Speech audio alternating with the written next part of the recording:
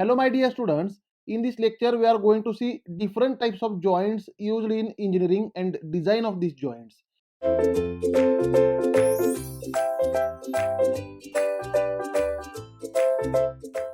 Now here this is the introductory lecture of joints. Now joint is nothing but joints are used in assembly to connect different components permanently or temporarily. Right. This is the definition of joint. Generally, if you want to connect two different components, between these two components we need to put one joint. Right. Now let us take an example of this truck. Now in this truck we cannot manufacture as a single component. In this truck there are various different very small components, and all these components are manufactured at different location, and these all components are taken on assembly line, and all the components are assembled with the help of different joints. Now look at here.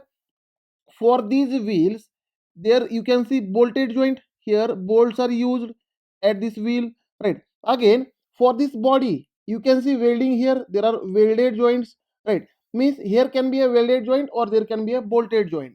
Now these different joints are classified as permanent joints and temporary joints. Permanent joints and temporary joints means if we apply permanent joint, then disassembly is difficult to done. Now, for permanent joints, let us say here welding is done, and if I want to make disassembly or if I want to disassemble these components, right, then I need to break this welding. And during breaking this welding, the parent metals or the metals components will get some damage. Means in a permanent joint, while disassembling, there may be a chances of damage in the components. And in temporary joint, while doing disassembly, there is no damage in the permanent components, such as let us say these wheels are connected to the body with the help of nut and bolt assembly. Now if I remove these bolts, the wheel can be easily disassembled, right? And again, if we can again assemble this wheel very easily. Means for temporary joint, assembly and disassembly, during assembly as well as disassembly, there is no damage for the components. But for permanent joint, during assembly as well as disassembly, there is a damage in the components. Now these joints are classified as number one, temporary joint, and other is permanent joint. Now, in a temporary joint, during assembly as well as disassembly, there is no damage in the components. But in case of permanent joint, during assembly as well as during disassembly, there is damage in the component, some sort of damage in the component. Now, for example, in temporary joint, first is bolted joint. Bolted joint. In bolted joint, the assembly is done with the help of nut and bolt. Here the assembly is done with the help of nut and bolt assembly, right? Bolt. Now second is key joint, keys. Again we can say another is cotter joint, cotter joint. Now we will see all these joints because our target is to see all these joints in this lecture, right? Again, in a permanent joint, there is first is welded joint, welded joint or welding, right? Now second is riveted joint or riveting, we can say riveting or riveted joint. And third is interference fit, third is interference fit, right? These are different types of joints. Now one by one we will see, all the joints. Now here you can see the bolted joint. Here there are two different plates with blue hatching and red hatching. These are the two different plates which are connected with the nut bolt assembly.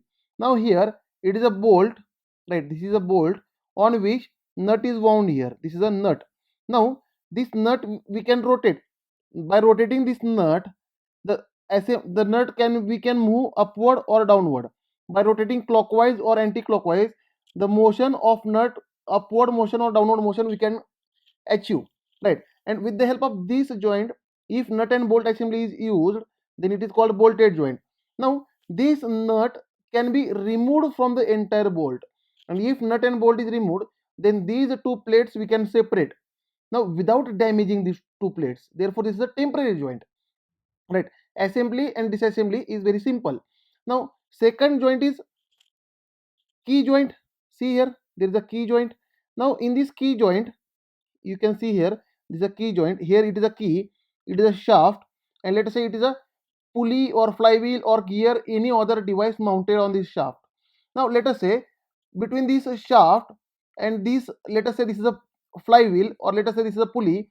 Now if I want to join this shaft with this pulley, then I need key. Now on a shaft there is a keyway, you can see here there is a keyway on this shaft, as well as on this pulley you can see there is a keyway. Now while doing assembly, you can see here assembly, right?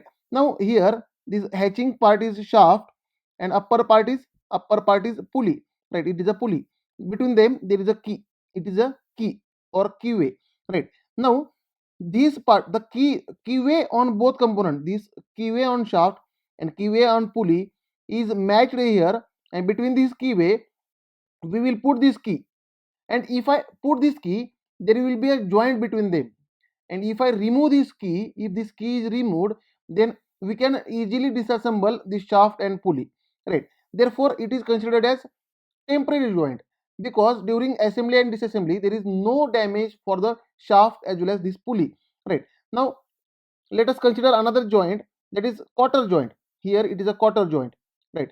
Here it is a quarter joint.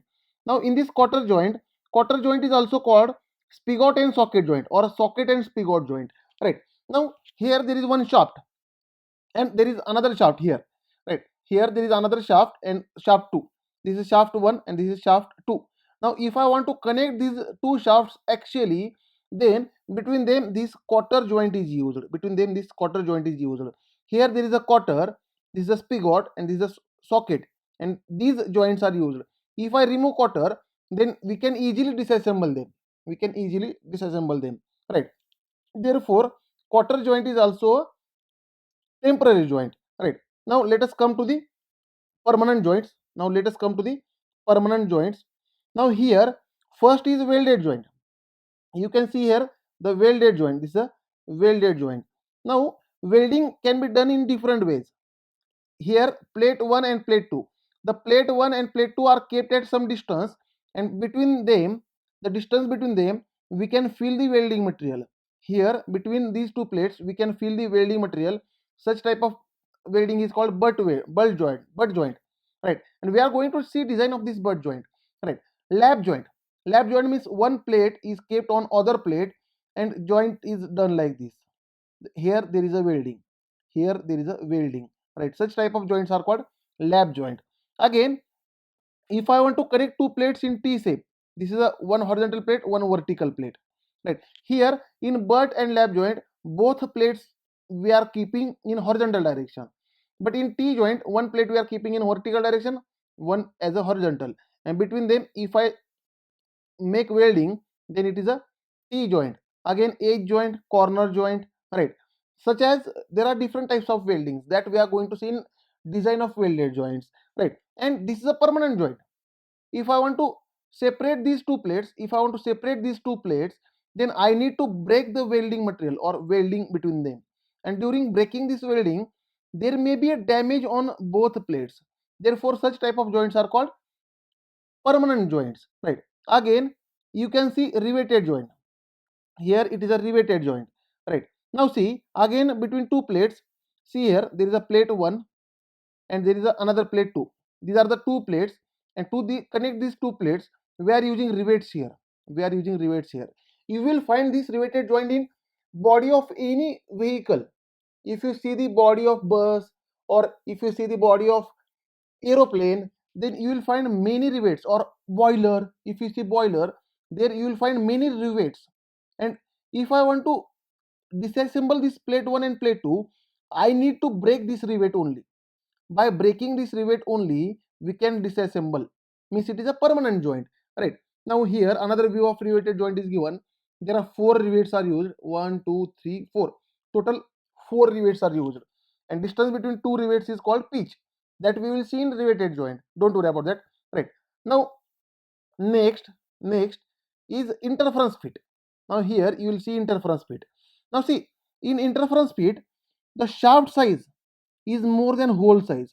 Now see, hub means there is a hole, it is a hole size, and this hole size is less than shaft size, means in smaller hole we need to fit larger shaft. Now while fitting this larger shaft in smaller hole, we need to push here, we need to apply pushing force. Means if I hammer here, with the help of hammering, if I hammer here, then only shaft will enter into the smaller hole, right? And while disassembling, there is a lot of damage to the shaft as well as hole. Now, or for making interference fit, what we will do, the hole is smaller than shaft. Now what you do, hit this hole. Now if I hit this hub, the hole size will enlarge, the hole size will become more than shaft size, like this. Let us say if I hit hole, then hole becomes larger than shaft, right, like this.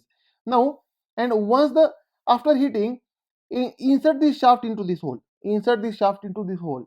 Now shaft will easily enter into this hole, and once the shaft enters, allow this hole to get cooled. Now while cooling, the hole will apply force on the shaft, and it will get permanently fitted, the shaft will get permanently fitted into the hole. And while disassembling, we need to break this joint, right, means it is also called permanent joint. And my dear students, without all these joints, it is impossible to make assembly. For assembly, 100% we need joint, right? Therefore joints are very much important for our calculate or for our engineering, for mechanical engineering. Therefore we will start with, first of all we will start with welded joint. Thank you dear students. In next lecture we will start design for welded joints.